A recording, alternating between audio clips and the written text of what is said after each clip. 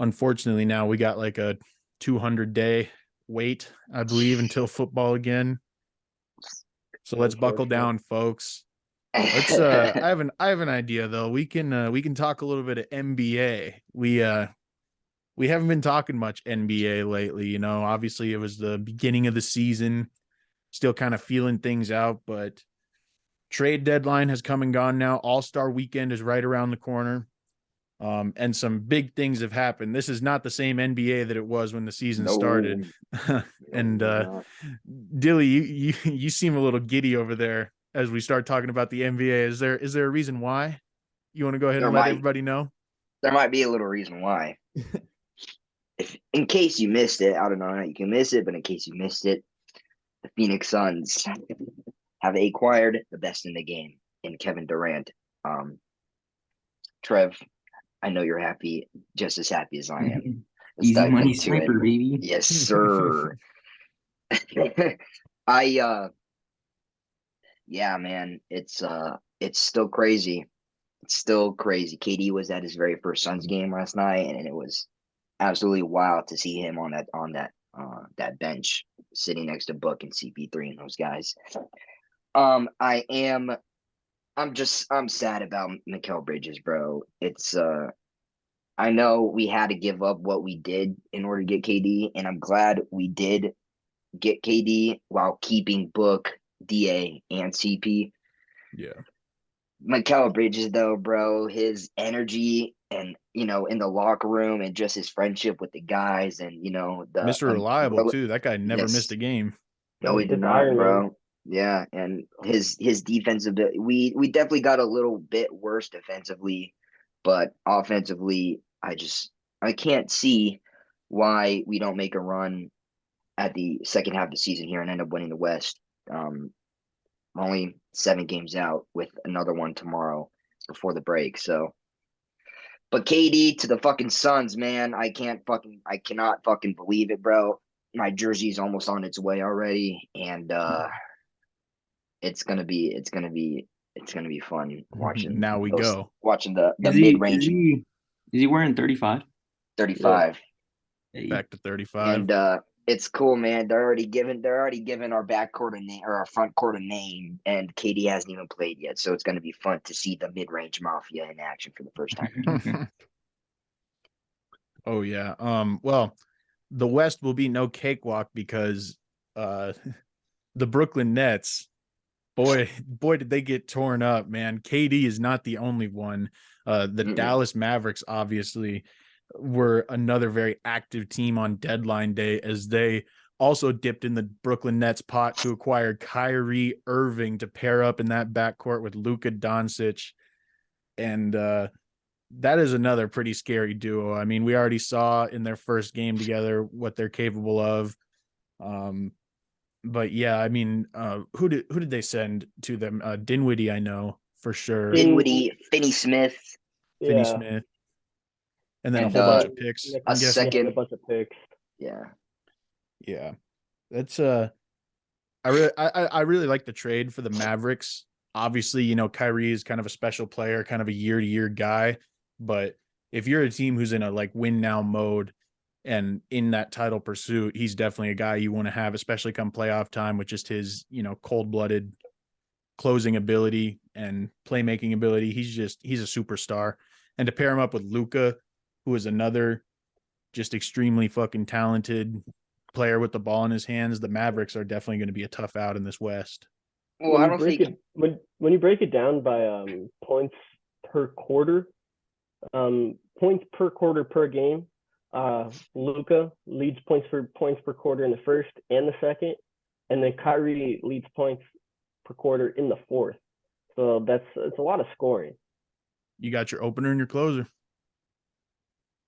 there you go. Um, but it sucks for the Nets too because like yeah, they got all these picks and they're clearly now in rebuild mode, but you have picks from the Suns and the Mavs who are going to be contenders for the next like 5 years.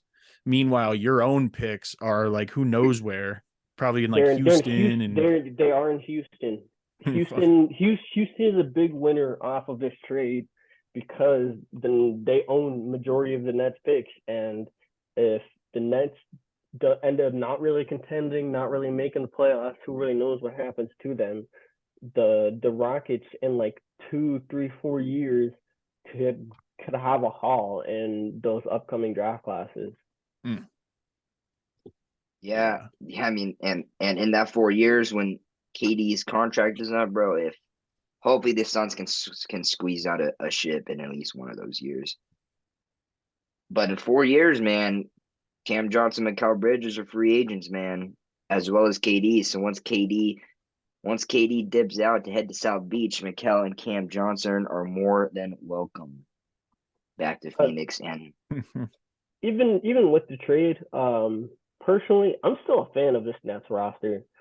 They got a lot of young pieces, a lot of defending wings, a lot of experience. Just to name a few of the like defensive pieces and the young pieces, you got Mikal Bridges, you got Nick Claxton, who's playing at a DPOY level this year. Cam Thomas, who's an extreme scorer, dropped 40 back to back. First and youngest player to ever to do so. Spencer Dinwiddie, experienced point guard.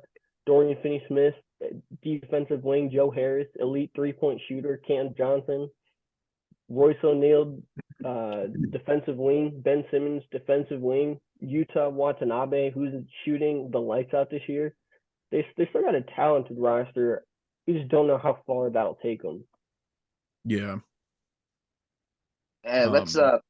Yeah. I mean, yeah, I give kudos to the Nets though, being able to get rid of all that talent, but able to still maintain for sure a playoff team. I mean, without a doubt, they're a playoff team still, even without KD and Kyrie in there. But like, instead of like the Texans, I mean, obviously it's different from football and basketball, but I mean, like Texans when they traded Hop, it was the start of something new for them versus the Nets. Right. They managed to get rid of some of the best in the game, but look at them. They're what 3-0 since the Kyrie trade or something like that. So is Steve Nash still their coach, really or well. did he get fired? No, he got fired. He got canned a minute ago. It is now Jacques Vaughn. Oh, he was the guy from like the Celtics, right? Mm-hmm. He was from the Celtics. Yeah, he was from the Celtics staff. Yeah. But then was hired on to Steve Nash's staff, and then he got upgraded to head coach in the part time. You're thinking of Joe Mazzulla, head coach for the Celtics now. That's right. Oh yeah, because there's them rumors about Ime Udoka possibly going and coaching the Nets. Yeah. Well, hey, some other news in the East. Them Bucks were also active on the trade deadline. Probably the biggest trade of the weekend, probably. After Jay Crowder was sent to the Nets, we sent the Nets some players. I think Ibaka.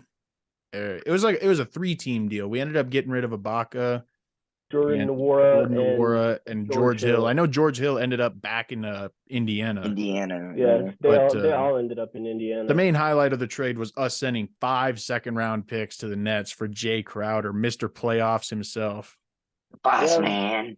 And I'm pretty hyped for that. I'm hyped for what he can contribute. When this team gets fully healthy, we're not even fully healthy right now, and we're winners of 11 straight. So I'm just saying, look out for Milwaukee.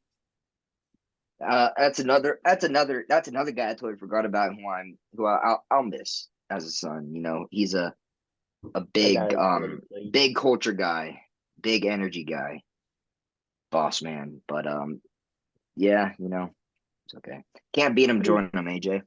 It was pretty weird that we saw like at least 3 or 4 trade deadline moves like resulted in like 4 or 5 second round picks being thrown out to teams.